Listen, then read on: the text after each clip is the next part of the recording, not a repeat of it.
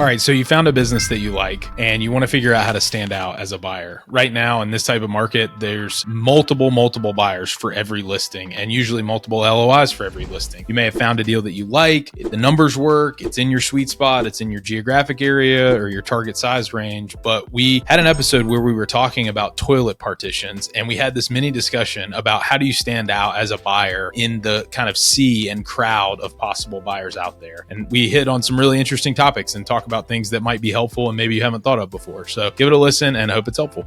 All right, I have a question. Let's say you're a listener to this podcast. You're one of the three of them. And you decide you're out hunting for a deal, and that's why you listen to the podcast.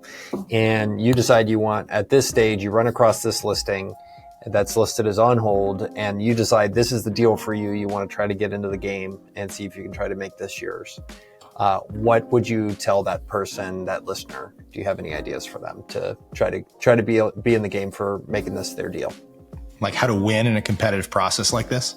Like right now, let's just say you are you scroll across this thing and you want to get in the game. So you're not even in the process right now. Like how do we solve for that? And like then if you want to talk about how to win eventually, yeah. But like right now I'm just like, oh, this guy's not even taking phone calls. Like, but I want to do this deal. Like what do I do if I'm a searcher?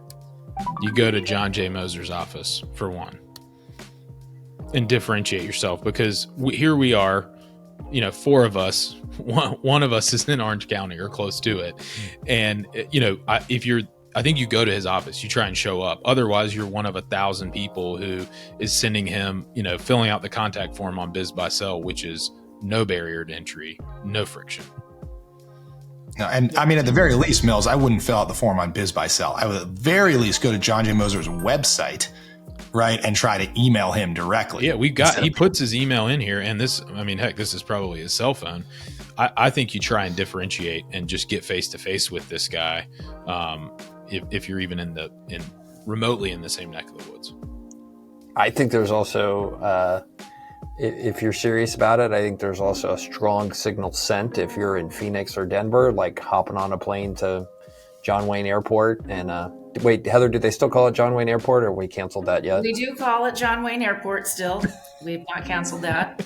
Okay. Yeah. So keep me posted. I will. So basically, yeah, like I think there's also a strong signal to your point, Mills, like hopping on a plane, spending a day, flying over and then showing up at the guy's office and be like, I flew all the way from Denver. I want to do this deal and get in the loop. Can I be one of the people you're talking to? Like, that's totally what I would do as well. But I think it's even better if you're flying in from Seattle or San Francisco or Denver, even if you're not in SoCal already. Because like worst case scenario, he says, sorry, the business is under LOI and we're a week away from closing. And you go, all right, John, what else you got? And I'm here. He's never going to forget the fact that you hopped on a plane sight unseen. Because if you email him and say, hey, can I get some time on your calendar? Can I schedule it for, a Tuesday, 2 weeks from now? You're dead in the water. So let's say you do get John on the phone or you show up in his office and he goes, yeah, like we'd love to have you participate in the process. You should know there are 14 other parties looking at this. They're all in the midst of looking at it. You're welcome to participate, but good luck. How do you differentiate yourself in a process like that besides just massively overbidding?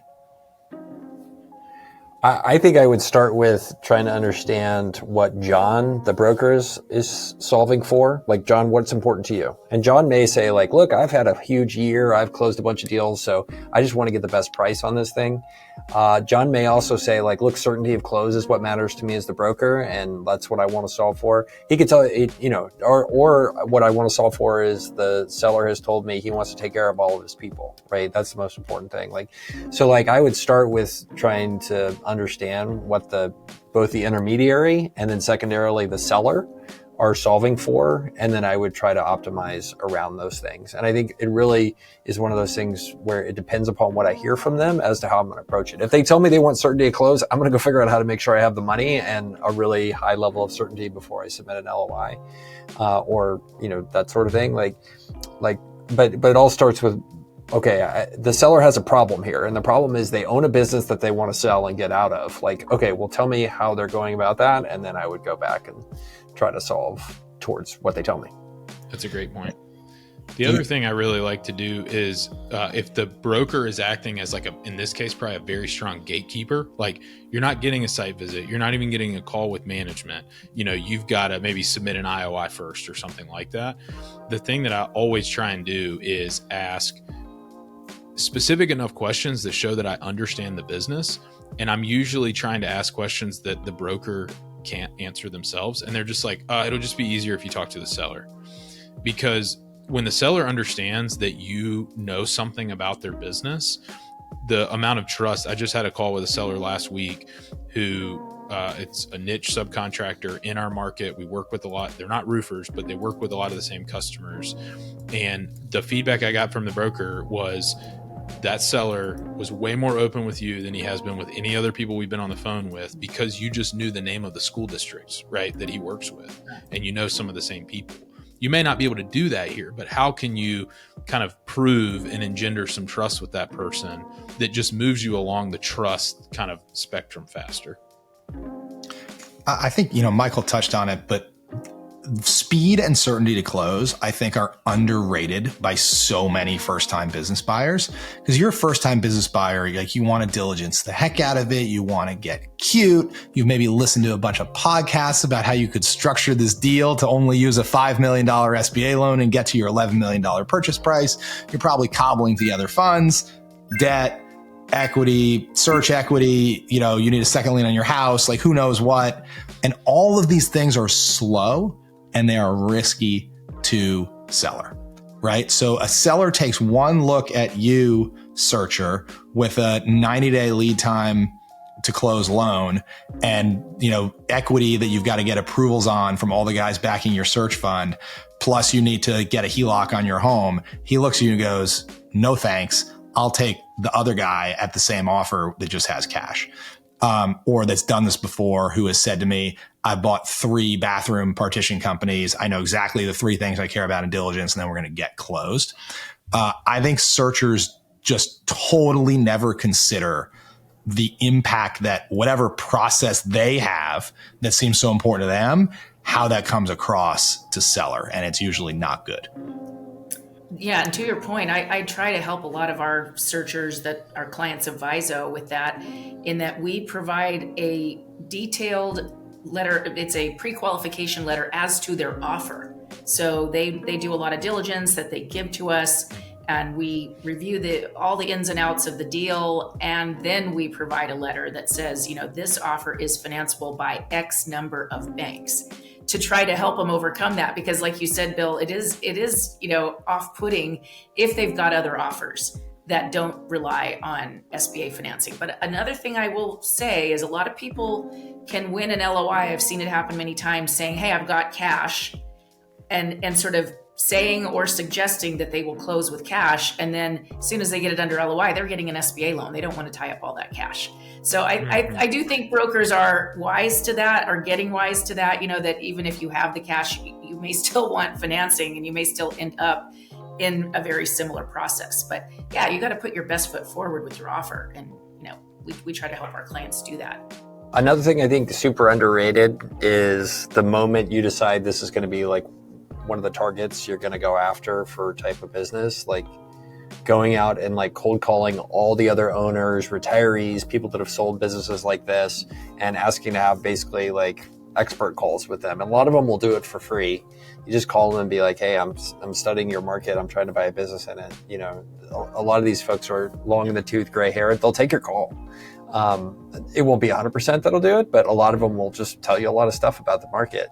And I think that's another way to show and kind of manufacture what you were talking about, Mills, like proving that you're somebody that understands this space really well. Well, you can kind of hack it by actually going and having a lot of, expert calls that you put together on your own. And it's precisely what all the big, private equity shops, hedge fund shops, like they're all paying for these big expert networks to be able to rapidly get up to speed on a market and do all these phone calls and learn about it.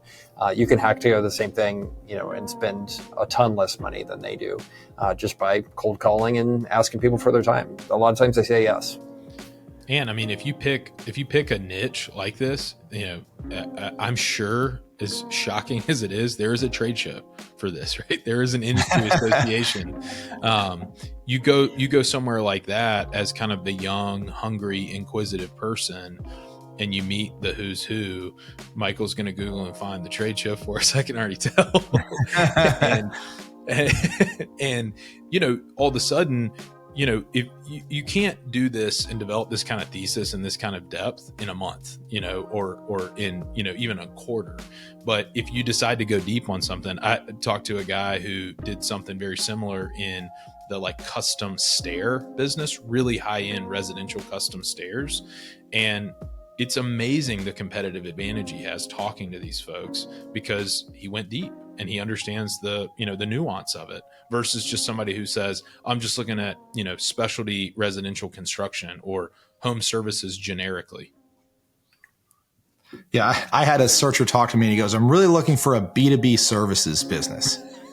And I was like, good luck with that. He was looking at like a fencing contractor and like a toilet company. He was looking at all kinds of stuff. And I was like, dude, you have no hope of ever doing a deal. Like, you need to niche down and call everybody that does that thing in your target area. And that's how you get a deal done.